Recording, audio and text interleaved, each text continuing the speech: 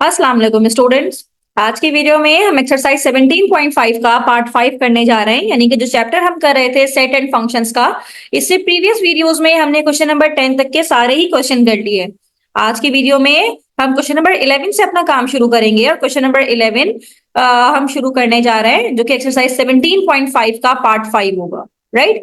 तो स्टूडेंट यहाँ पे हमने बताना है कि वन टू वन फंक्शन क्या है, और जो हमें कुछ रिलेशन हमें गिवन है यहाँ पे, और हमें बताना है कि क्या वो वन टू वन फंक्शन है या वन टू वन कोरिस्पोंडेंस फंक्शन है। राइट।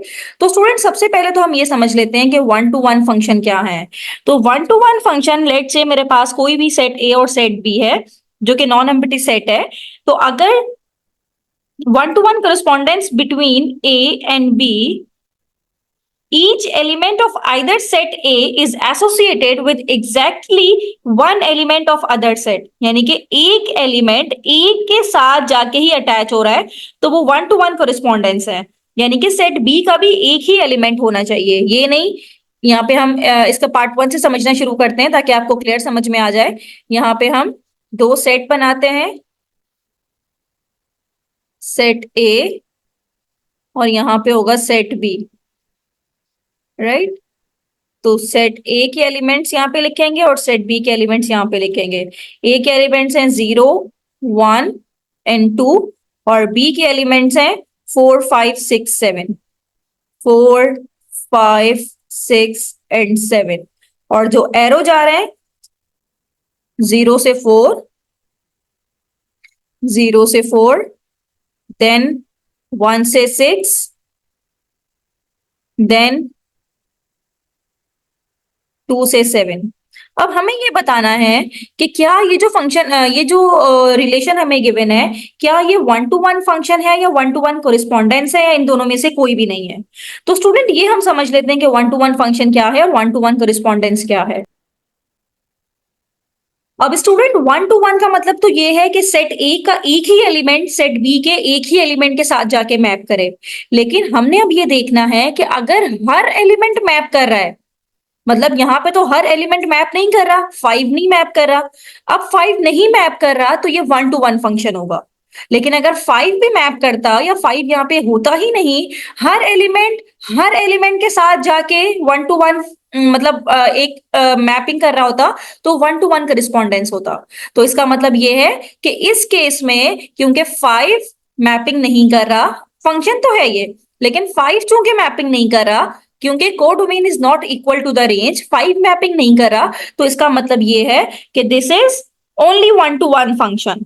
तो ये हमारे पास कहलाएगा कि ये वन टू वन फंक्शन है, वन टू वन फंक्शन है। कोरिस्पॉन्डेंस कब होता है? कोरिस्पॉन्डेंस तब होता है जब हर एलिमेंट मैप करे। यहाँ पे 5 मैप नहीं कर रहा, इस 5 की वजह से ये कोरिस्पॉन्डेंस नहीं है, ये वन टू वन फंक्शन है। राइट। अब इसी का हम पार्ट 2 देख लेते हैं, और पार्ट 2 में भी हमें एक मैपिंग गिवन है। तो यहाँ पे ड्रॉ कर लेते हैं सेट ए, और यहाँ पे हमारे पास है सेट बी, और एलिमेंट्स को लिख लेते हैं। हमारे पास यहाँ पे है 0, 1, 2, और यहाँ पे है 5, 6, 7। और जो मैपिंग हो रही है वो वन टू वन है, यानी कि एक एलिमेंट 0 है तो वो 5 के साथ जाके मैप कर रहा है, 1 6 के साथ और 2 7 के साथ। अब स्टूडेंट यहाँ पे ये गौर कीजिए कि सेट ए का भी हर एलिमेंट मैप कर रहा है और सेट बी का भी हर एलिमेंट मैप कर रहा है। राइट। मतलब सेट बी का कोई एलिमेंट खाली नहीं है। तो इसका मतलब ये है कि ये one to one correspondence function है, one to one correspondence function है।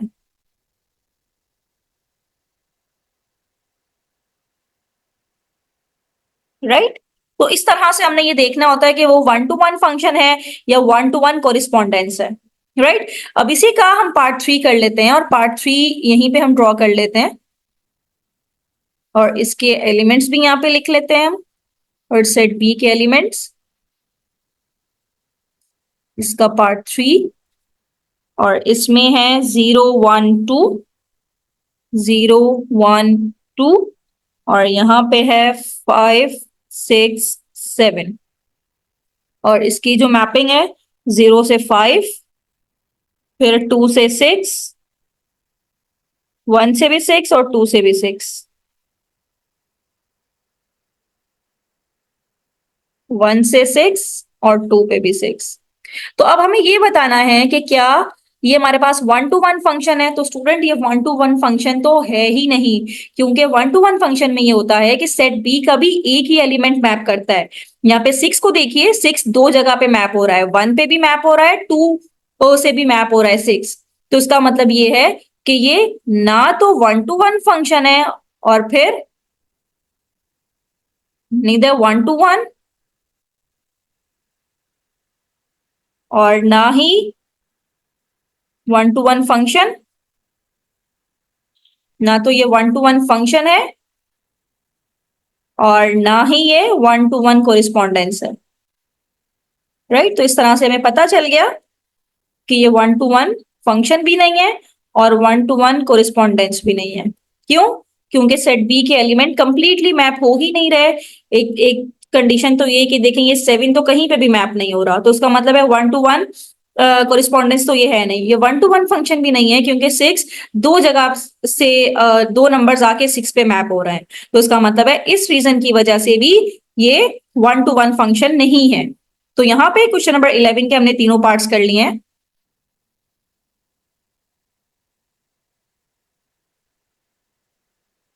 अब स्टूडेंट क्वेश्चन नंबर 12 हम करने जा रहे हैं, और इसमें हमें तीन सेट गिवन है, P Q and R. P के एलिमेंट्स हैं ए बी, क्यू के हैं एक्स वाई जेड, और आर के हैं पी क्यू आर एस।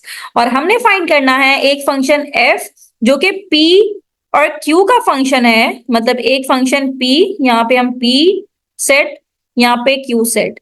हमने एक ऐसा फंक्शन यहाँ पे ड्रॉ करना है जो कि इनटू फंक्शन हो, पी इंटू क्यू।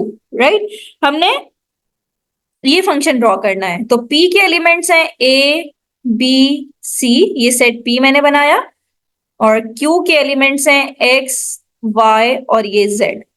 राइट, तो आप मुझे फंक्शन यहाँ पे मैप करना है। तो स्टूडेंट आपको यह पता होना चाहिए कि इनटू फंक्शंस क्या होते हैं।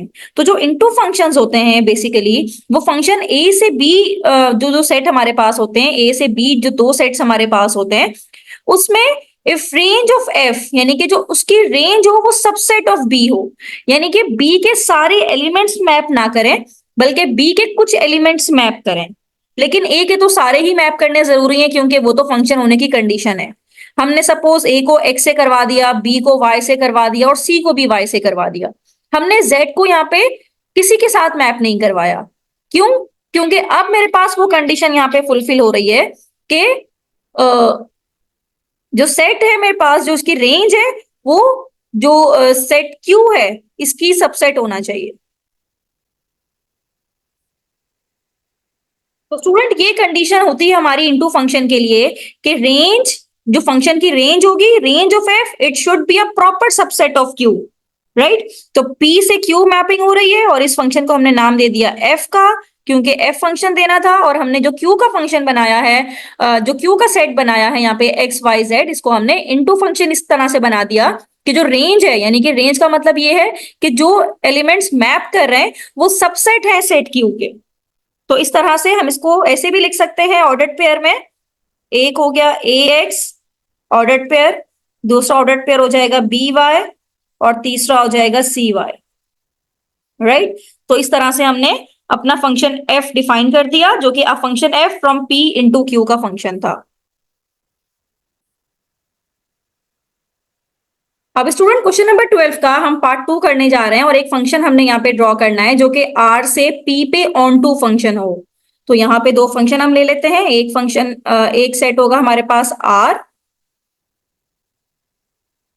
और एक सेट हम ले लेते हैं सेट पी।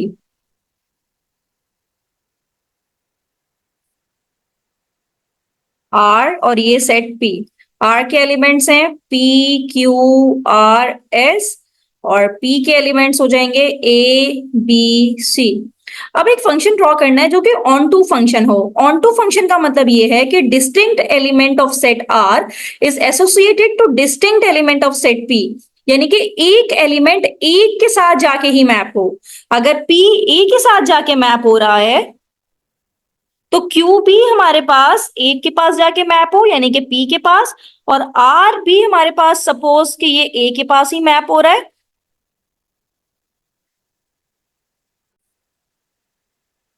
यानी कि आर ए के साथ जाके मैप हो रहा है, आर की एक ही इमेज है जो कि ए है, और एस भी एक के साथ ही एसोसिएटेड है जो कि सी है। This is called onto function. Onto function के लिए जरूरी है कि एक एलिमेंट, जिस तरह एलिमेंट पी है, वो एक के साथ जाके मैप हो और दूसरा एलिमेंट इसके साथ जाके मैप ना हो। अब स्टूडेंट इसका हम पार्ट 3 करने जा रहे हैं, और पार्ट 3 में हमें एक फंक्शन बनाना है H from P to Q. एक सेट पी और एक सेट क्यू, और इंजेक्टिव फंक्शन बनाना है हमने।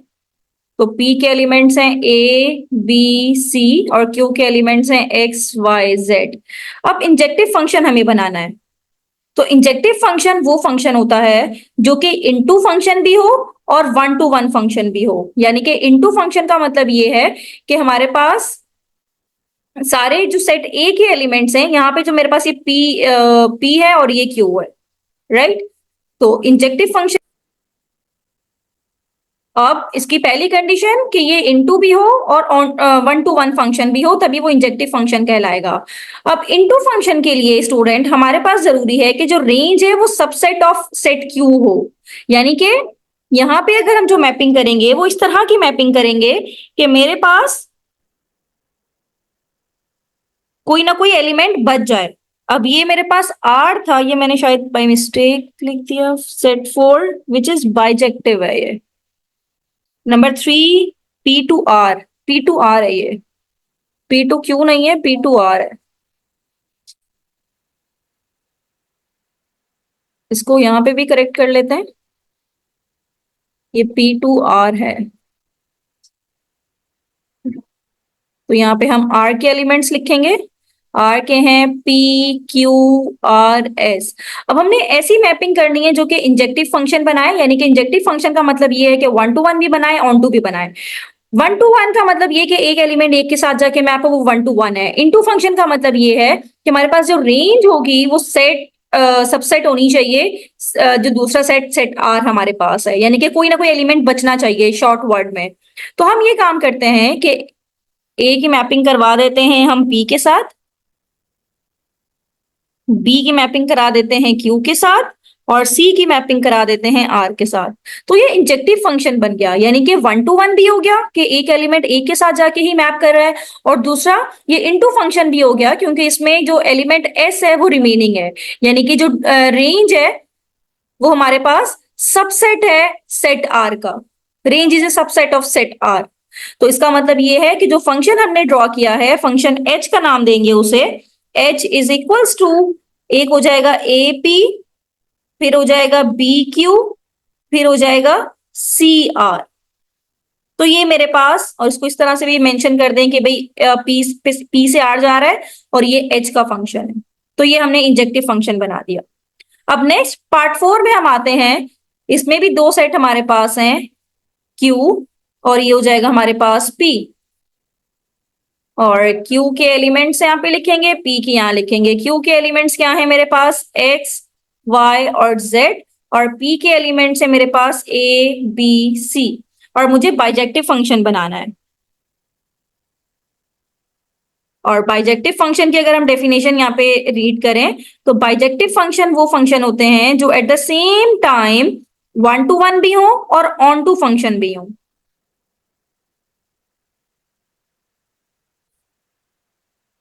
अब इसमें हमारे पास फंक्शन वन टू वन भी होना चाहिए, बाइजेक्टिव की कंडीशन ये है, फंक्शन ऑन टू भी होना चाहिए, राइट। तो वन टू वन और ऑन टू दोनों फंक्शन। ऑन टू फंक्शन की अगर हम बात करें तो उसमें कंप्लीट रेंज जो है वो सेट पी के इक्वल होनी चाहिए, यानी कि सारे मेंबर्स यूज होने चाहिए। और वन टू वन तो आपको पता ही है कि एक एलिमेंट एक के साथ जाके मैप हो। तो इसकी हम सिंपल बनाएंगे इस तरह से, जेड सी के साथ। अब ये वन टू वन भी बन रहा है, यानी कि एक एलिमेंट एक के पास ही जा रहा है, और ऑन टू भी है, यानी कि जो दूसरा सेट है सेट पी, ये भी कंप्लीट मैपिंग कर रहा है। इसका कोई भी एलिमेंट रह नहीं गया। जब कोई एलिमेंट रह जाए तो वो बाइजेक्टिव नहीं कहलाता। यहाँ पे जो हम के बनाएंगे, ये हो जाएगा हमारे पास x a, y b and z c. तो ये मेरे पास बाइजेक्टिव फंक्शन है जो at the same time one to one भी है और ऑन टू फंक्शन भी है, राइट। अब स्टूडेंट यहाँ पे हमने क्वेश्चन नंबर 12 के भी सारे पार्ट्स कर लिए, 17.5 हमने कंप्लीट कर लिए। किसी भी क्वेश्चन में कोई प्रॉब्लम हो तो मुझे कमेंट बॉक्स में जरूर बताइए। थैंक यू सो मच कि आपने एंड तक मेरी वीडियो देखी।